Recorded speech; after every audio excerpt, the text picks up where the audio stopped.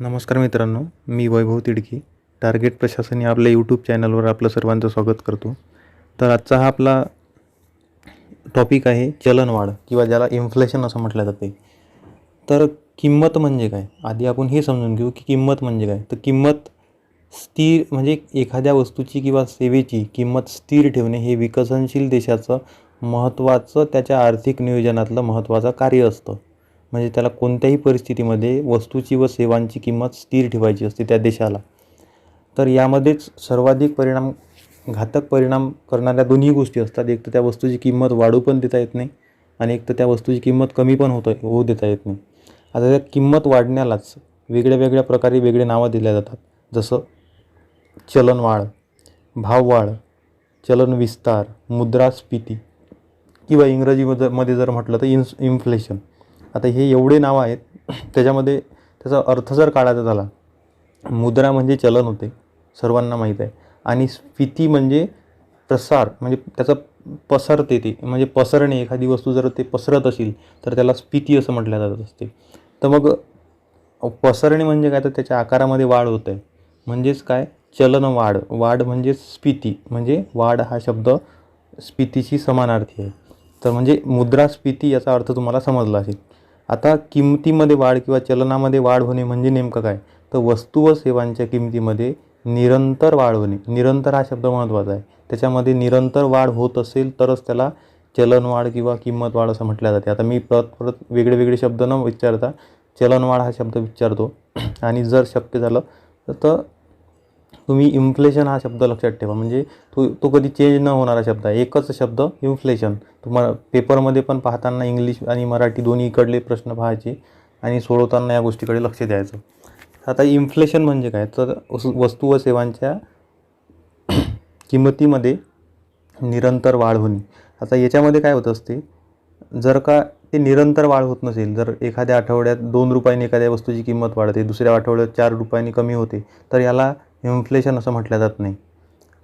त्याला काहीच म्हटलं जात नाही. त्याला किंमत स्थिर पण नाही आणि काहीच म्हटलं जात नाही. त्याच्यामध्ये किमान 1 महिना, किमान 3 महिने, किमान 1 वर्ष तरी त्या वस्तूची सतत किंमत ही वाढत राहिलेली पाहिजे. म्हणजे 1 महिना जर त्या किंमत वाढत असेल तर 1 महिना चलनवाढ होती. 3 महिने वाढत असेल तर 3 महिन्याचं ज्यावेळेस तिमाही बजेट निघते, म्हणजे ते आकडेवारी निघते, तर त्यावेळेस चलनवाढ समजते आपल्याला होत आहे की नाही होत आहे. एका वर्षाची चलनवाढ समजते. त्याच्यामध्ये जर त्या एका वर्षात व्हेरिएशन म्हणजे वाढतं नसेल किंवा कमी होत नसेल, एकसारखं कमी व्हायला पाहिजे, एक तर एकसारखं वाढायला पाहिजे, म्हणजे त्याला त्या पद्धतीनं नावं दिल्या जातात. म्हणजे निरंतरता पाहिजे, हा एक महत्त्वाचा मुद्दा.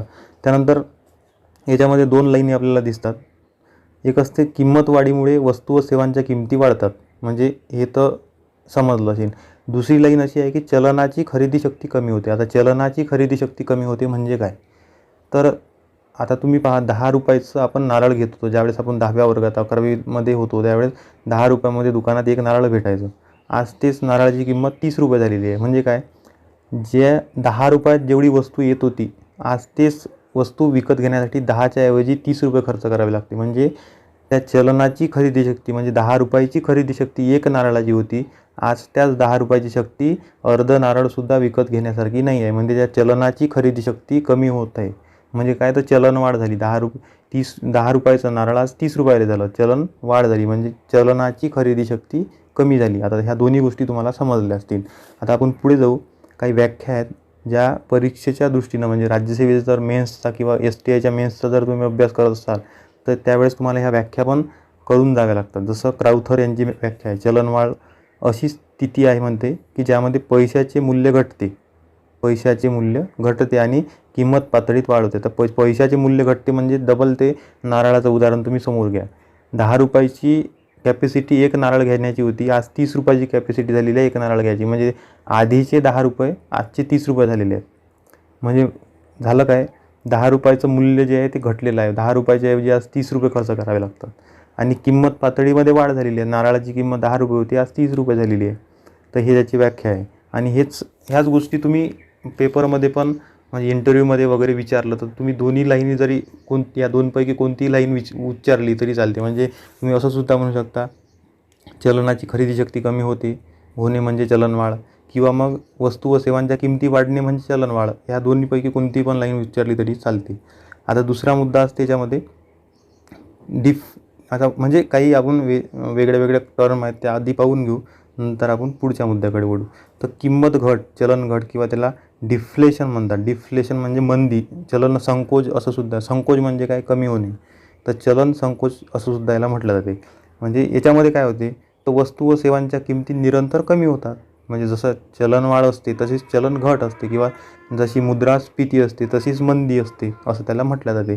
तर मंदीमध्ये काय होते, वस्तू व सेवांच्या किमती कमी होतात आणि चलनाची खरेदी शक्ती वाढते. म्हणजे 10 रुपयाची खरेदी शक्ती एक नारळाच्या ऐवजी दोन नारळ 10 रुपयामध्ये आपण विकत घेतो. यालाच म्हणते त्या 10 रुपयाची चलन म्हणजे खरेदी शक्ती वाढली.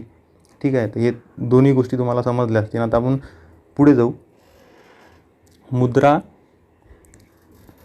अपस्फीती म्हणजे काय? म्हणजे डिसइन्फ्लेशन म्हणजे काय? आता याच्यामध्ये काय आहे, चलनवाढ होत असताना चलनवाढीचा दर कमी होत असेल तर त्या परिस्थितीला मुद्रा अपस्फीती म्हणतात.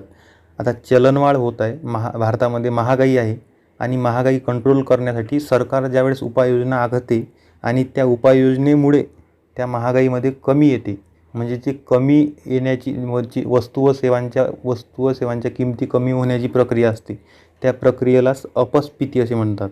म्हणजे मुद्रा अपस्फीती म्हणजेच काय, तर हा एक सरकारी धोरणांचा भाग असते की ज्याचा चलनवाढीवर परिणाम होऊन चलनवाढ झालेली परिस्थितीतून आपण स्थिर परिस्थितीकडे येतो. म्हणजे चलनाच्या स्थिरतेकडे आपण येतो. त्या परिस्थितीला मुद्रा अपस्फीती असं म्हणतात. अपस्फीती, त्याला इंग्लिशमध्ये डिसइन्फ्लेशन असं म्हटलं जाते.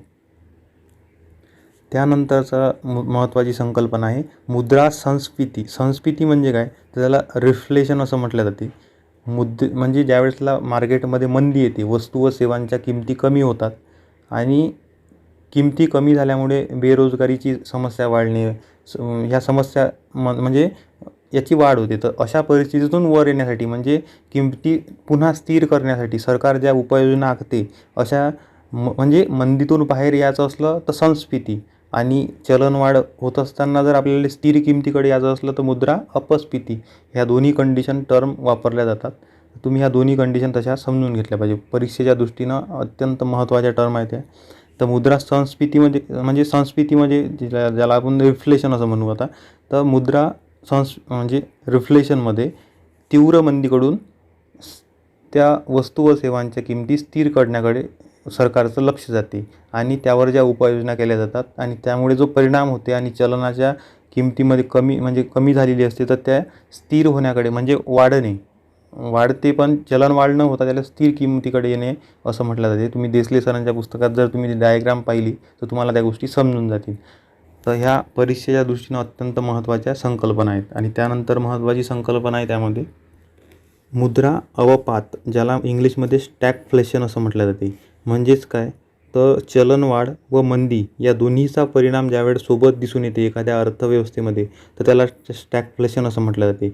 यामध्ये काय होते, वस्तूच्या किमती वाढतात आणि वस्तूच्या किमती वाढल्यामुळे काय होत असते, साधारणतः रोजगारामध्ये वाढ होते, कारण त्या वस्तूची निर्मिती होते कारखान्यांमध्ये. कारखान्याला म्हणजे रोजगार व्यक्ती पाहतात त्या वस्तूची निर्मिती करायला. परंतु स्टॅगफ्लेशनमध्ये या साखळीमध्ये ही साखळी तुटल्या जाते. म्हणजे याच्यामध्ये काय होते, बेरोजगारीचा दर वाढते आणि सोबत चलनवाढ पण होत असते. म्हणजे दोन्ही गोष्टी सोबत होत असतात. म्हणजे भाववाढ पण होत आहे, मंदी सदृश्य परिस्थिती पण दिसत आहे आणि सोबतच बेरोजगारीचा दर पण जास्त वाढत आहे. म्हणजे बेरोजगारांची संख्या वाढत आहे. अशा स्थितीला स्टॅगफ्लेशन असं म्हटलं जाते. यामध्ये आणखी काही टर्म आपल्याला समजून घ्यावं लागतील, जसं फिलिप्स कर्व व मिल्टन फ्रीडमन यांचा कर्व. तर फिलिप्स कर्वनुसार दोन शक्यता त्यांनी त्यांच्या कर्वमध्ये दाखवलेल्या आहेत. एक तर मंदी असताना बेरोजगारीच्या दरामध्ये वाढ होते, म्हणजे बेरोजगारांची संख्या वाढते, आणि चलनवाढ होत असताना बेरोजगारीचा दर कमी होते. असं फिलिप्स कर्वनुसार दोन शक्यता फिलिप्स यांनी आपल्यासमोर मांडल्या. तर याच ज्यावेळेस मिल्टन फ्रीडमन यांनी याच्यावर क्रॉस चेक केलं तर त्यावेळेस समोर स्टॅगफ्लेशन ही संकल्पना येते आपल्या, की ज्यामध्ये काय आहे, लाँग टर्ममध्ये जर ती चलनवाढीची स्थिती असेल तर अशा परिस्थितीमध्ये बेरोजगारीचा दर हा स्थिर राहतो आणि या स्थितीला स्टॅगफ्लेशन असं म्हटलं जाते. म्हणजे बेरोजगारीचा दर हा चलनवाढीमध्ये कमी व्हायला पाहिजे, परंतु लाँग टर्ममध्ये जर चलनवाढ होत असेल तर तशा परिस्थितीमध्ये संबंधित अर्थव्यवस्थेमध्ये बेरोजगारीचा दर हा स्थिर राहतो व बेरोजगारीचा दर जर स्थिर राहत असेल तर त्याला स्टॅगफ्लेशन असं म्हटलं जाते. म्हणजे चलनवाढ होत असताना बेरोजगारीचा दर स्थिर राहणे याला स्टॅगफ्लेशन असं म्हटलं जाते. ह्या दोन्ही संकल्पना यांनी या दोन अर्थतज्ज्ञांनी यामध्ये मांडल्या. तर ह्या सर्व कन्सेप्ट तुम्हाला समजले असतील. आता आपण पुढे जाऊ. चलनवाढीचे प्रकार. चलनवाढीचे मुख्यतः 4 प्रकार येतात.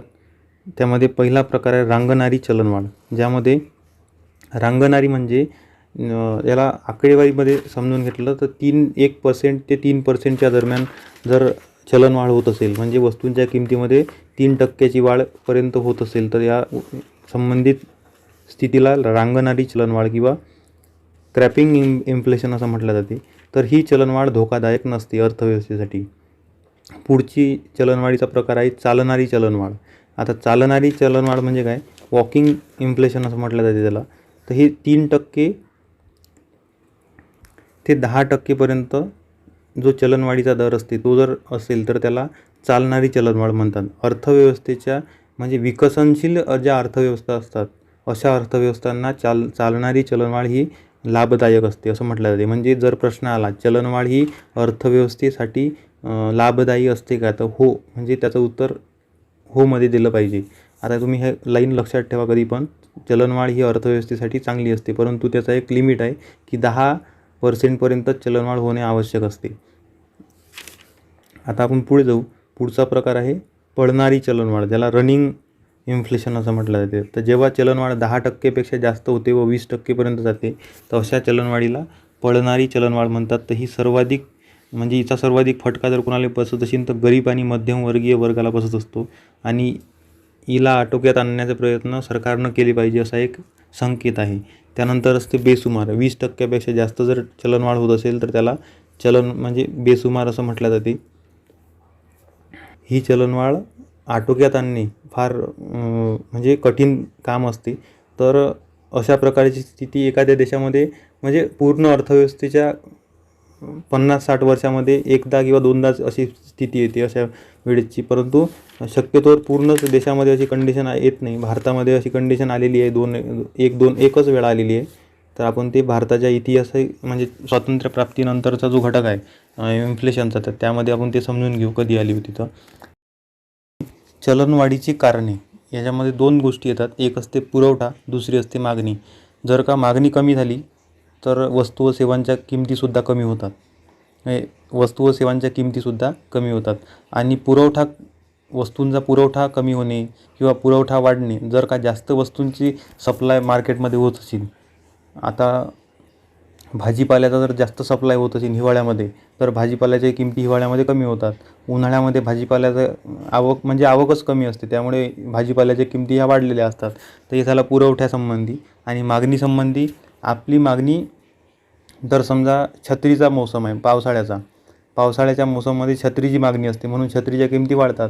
तेच जर तुम्ही पावसाळ्याचा सीझन सोडून अदर कोणत्याही सीझनमध्ये छत्री मागितली तर त्या छत्रीच्या किमतीला तेवढी त्याची किंमत नसते त्या वस्तूची, त्यापेक्षा कमी झालेली असते, कारण त्याला मार्केटमध्ये मागणी नसते त्या टाईमात. म्हणून मागणी आणि पुरवठा ह्या 2 गोष्टी महत्त्वाचं कारण आहे किंमत वाढण्याची. आता त्यानंतर जे परीक्षेच्या दृष्टीनं महत्त्वाचे काय कारण आहेत तर त्याला आपण समजून घेऊ.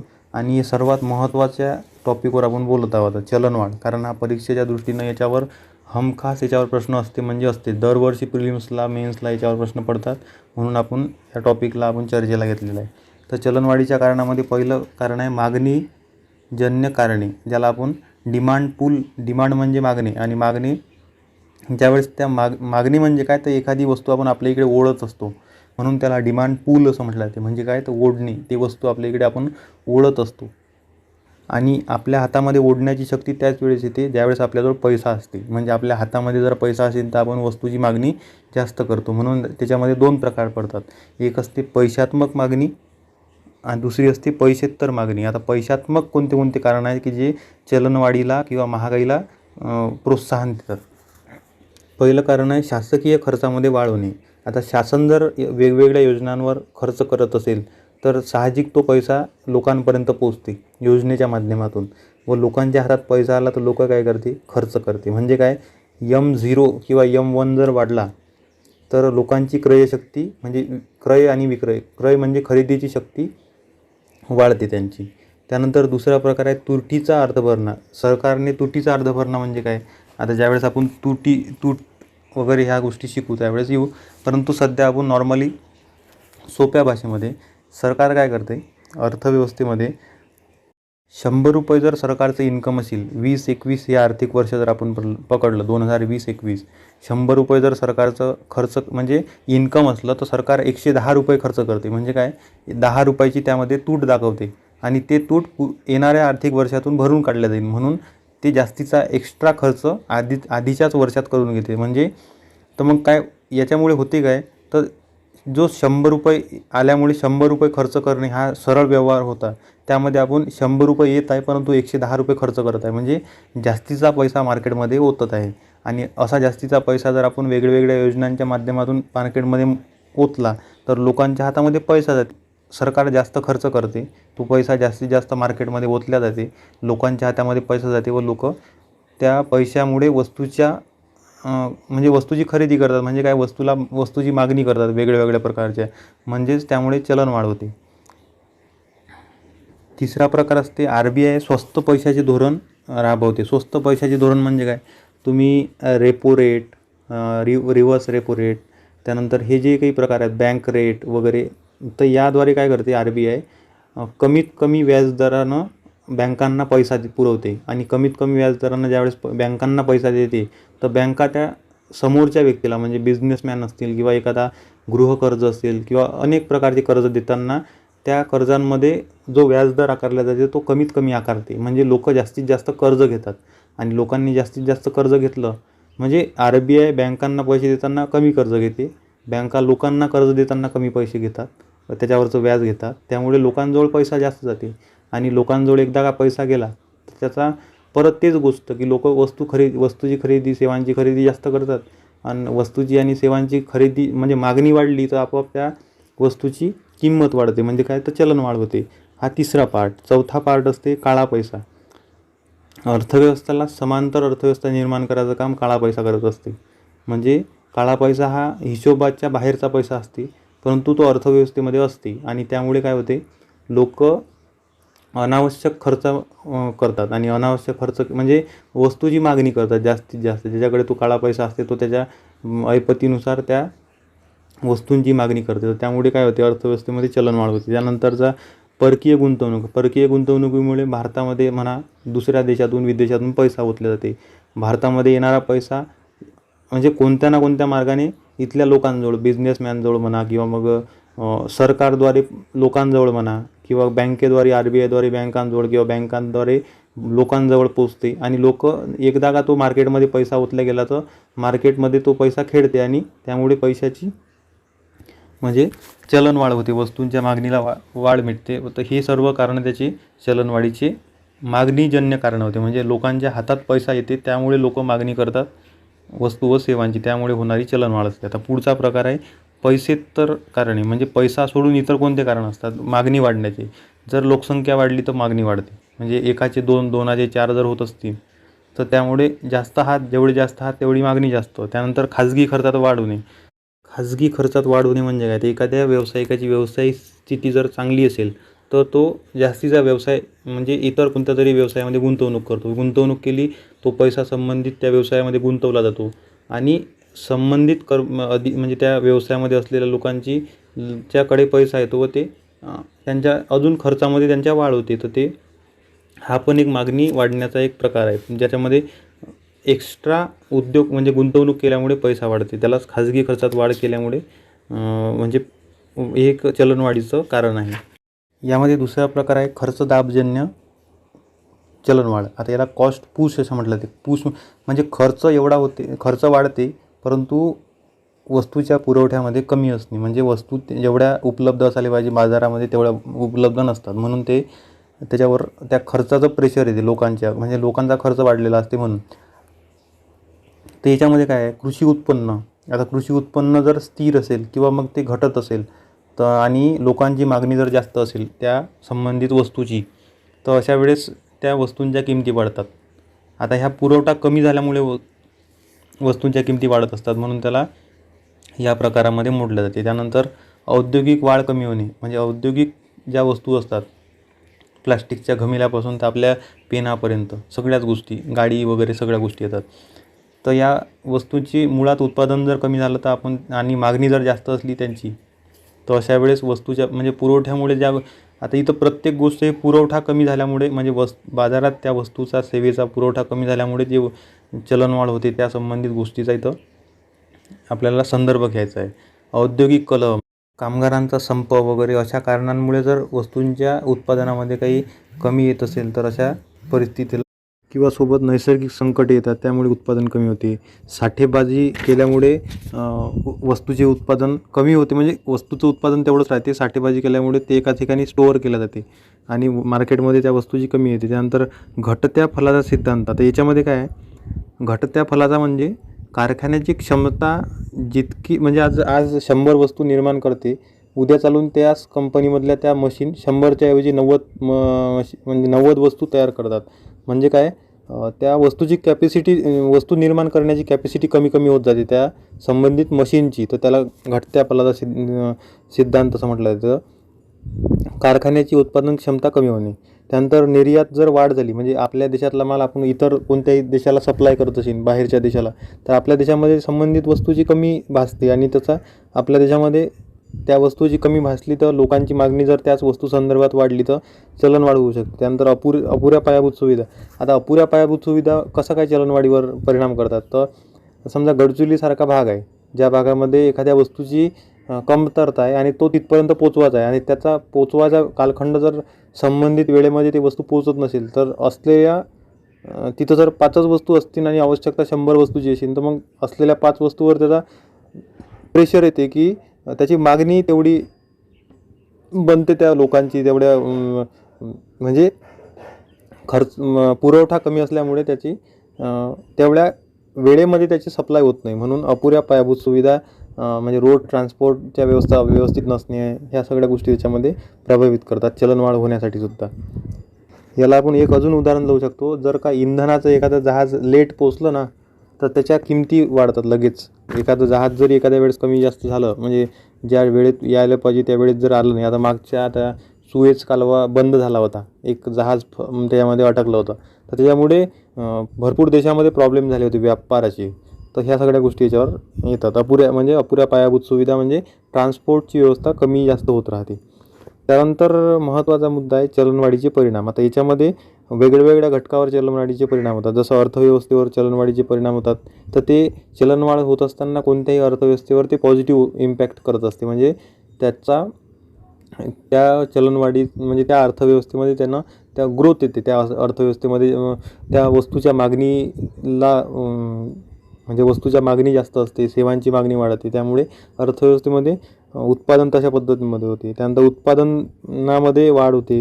चलनवाढ जेवढी होईल तेवढी लोक मागणी करतात, लोकांनी मागणी केली, वस्तूचं उत्पादन वाढते. गुंतवणूक वाढते. जसं उत्पादन वाढलं तसं कारखान्यांमध्ये गुंतवणूक पण वाढते. रोजगार निर्मिती होते. रोजगार निर्मिती म्हणजे वस्तू निर्माण करतात. वस्तू निर्माण काय म्हणजे स्वतः कारखाने थोडी करतात की त्याच्यासाठी मजूर लागतात, म्हणजे रोजगार निर्मिती होते.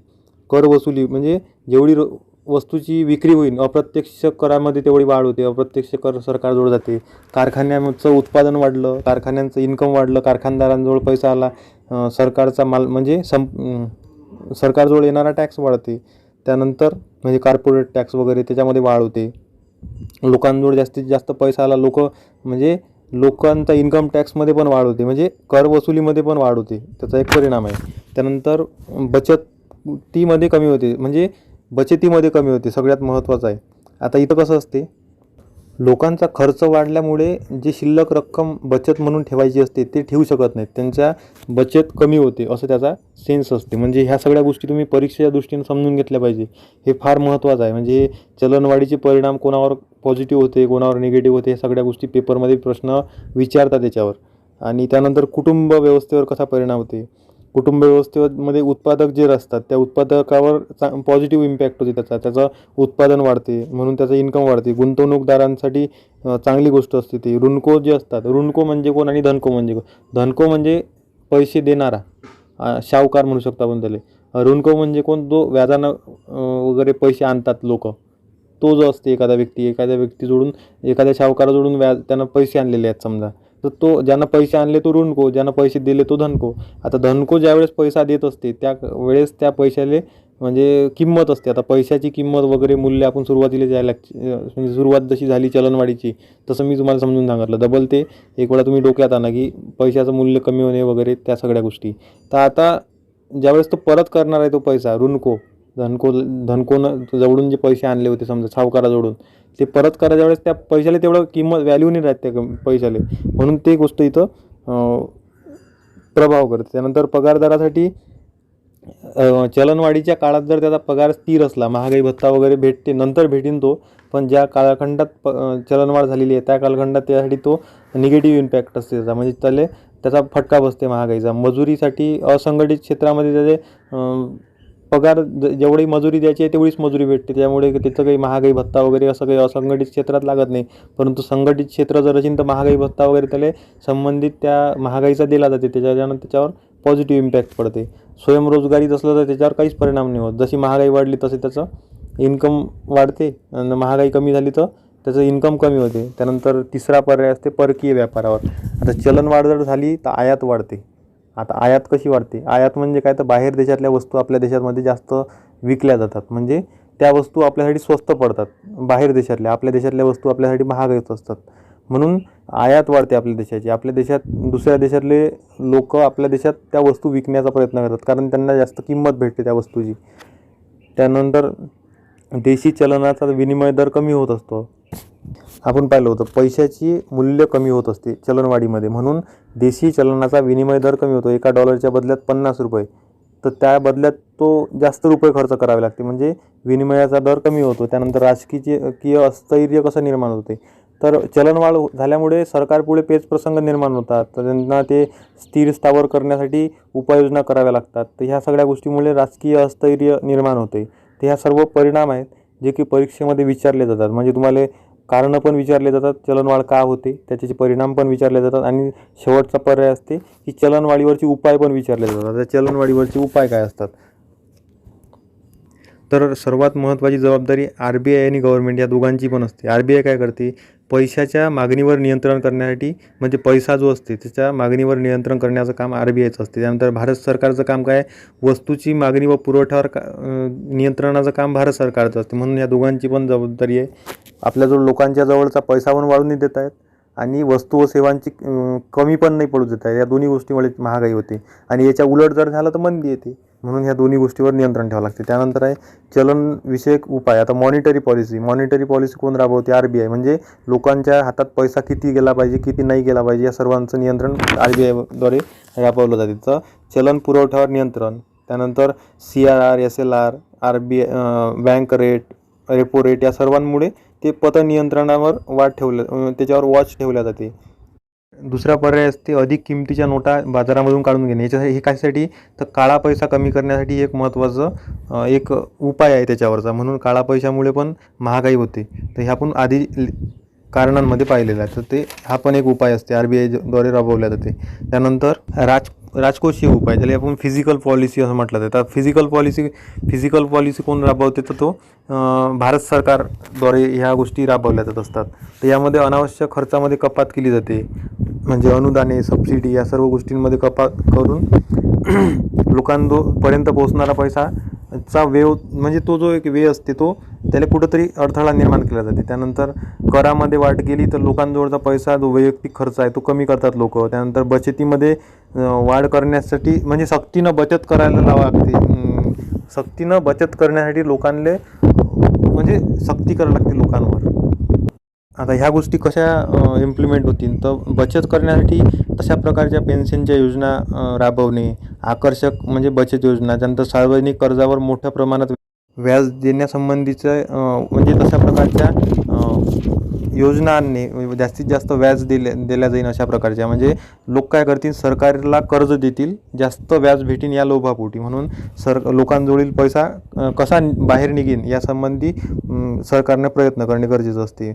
आणि सरकारनं ज्या कर्ज घेतलेलं आहे ते परतफेड पण थांबवावी लागते सरकारला, म्हणजे काही काळासाठी लोकांचे जे पैसे परत करण्याचं असते तर ते परत न करता थोडा काही कालखंडासाठी थांबवल्या जातात. तर हे काही उपाय आहेत म्हणजे लोकांजवळ पैसा कसा कमीत कमी होईल याचा तो एक मार्ग अवलंब करावा लागते त्या गोष्टीचा सरकारला.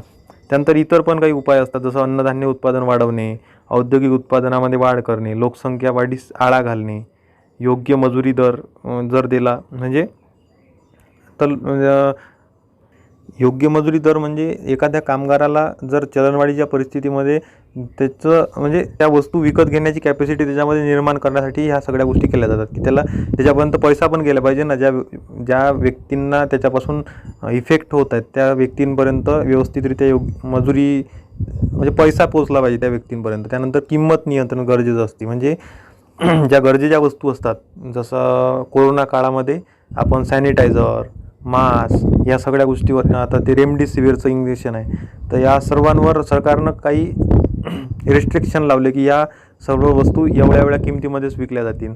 तर अशा काही किमतीवर नियंत्रण ठेवल्या जाते सरकारच्याकडून. त्यानंतर सार्वजनिक वितरण व्यवस्था, जे आपण धान्य आणतो कंट्रोलमधून, तर त्या सर्व गोष्टींवर सरकारचं वॉच असते, म्हणजे धान्याच्या किमती वाढल्या तर सार्वजनिक वितरण व्यवस्थेमधून ते धान्य कमीत कमी किमतीमधून लोकांपर्यंत पोहोचवणे हे सरकारचे याच्यावरचे उपाय असतात चलनवाढीवरचे. आणि ह्या सर्व गोष्टी मंदीच्या काळामध्ये उलट होतात.